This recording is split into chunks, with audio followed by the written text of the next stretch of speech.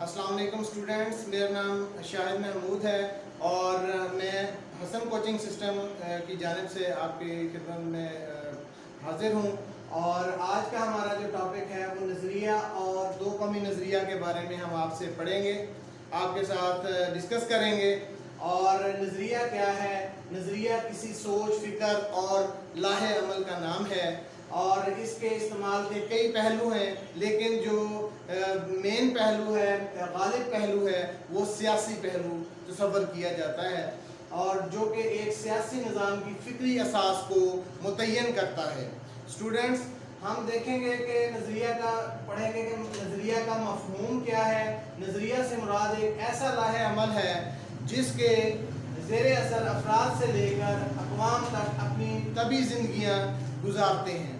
اور ہر ایک انسان کا زندگی میں کوئی نہ کوئی مقصد ہوتا ہے، اور اگر ایک انسان کا مقصد کئی انسانوں کا مقصد بن جائے تو وہ ایک قوم کا مقصد بنتا ہے اور ایک نسب العین بن جاتا ہے۔ اور اس کے علاوہ اگر ہم دیکھیں تو یہی نسب العین جو ہے نظریہ بھی کہلاتا ہے، اور جو لوگوں کو ایک نظریہ پر کار فرما کرتے ہوئے ایک قوم کی شکل اختیار کر جاتا ہے۔ اور نظریہ کی اہمیت کیا ہے؟ نظریہ کسی بھی قوم میں بڑی اہمیت ہوتی ہے نظریہ کی، کیونکہ نظریہ ملت کی بنیاد ہوتا ہے، اور یہ قومی کردار کی تشکیل میں بہت اہم کردار ادا کرتا ہے، اور مضبوط نظریہ حیات دیتا ہے۔ نظریہ کسی بھی سیاسی معاشرتی تحریک کو بنیاد فراہم کرتا ہے اور نظم و ضبط قائم کرتا ہے۔ اسی طرح سے ہم اسٹوڈنٹس دیکھیں گے کہ دو قومی نظریہ کی کیوں ضرورت پیش آئی، اور مسلمانوں اور ہندوؤں میں کیا ایسے معاملات تھے جو کہ جس کی وجہ سے ہمیں دو قومی نظریہ کی ضرورت پیش آئی۔ تو دو قومی نظریہ جو ہے اس کا ہم دیکھتے ہیں، ایک مخصوص نظریے کو پاکستان کی اساس تسلیم کیا جاتا ہے۔ یہ نظریہ قومی نظریے کے نام سے جانا جاتا ہے، یعنی برصغیر میں ایک قوم کا وطن نہیں تھا بلکہ یہ دو قوموں کا وطن تھا، اور اس میں دو یا دو سے زیادہ قومیں آباد تھیں، لیکن ہم کیونکہ مین جو اس کا رزلٹ نکلتا ہے وہ ہندو اور مسلمان دو قوموں کے تحت نکلتا ہے، تو اس میں دو قومیں تھیں،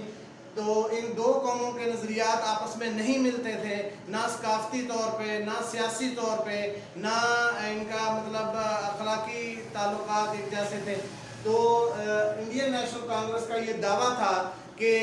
مسلمان اور جتنے بھی باشندے ہندوستان میں آباد ہیں، ہندوستان کے شہری ہیں، وہ ہندوستانی ہیں،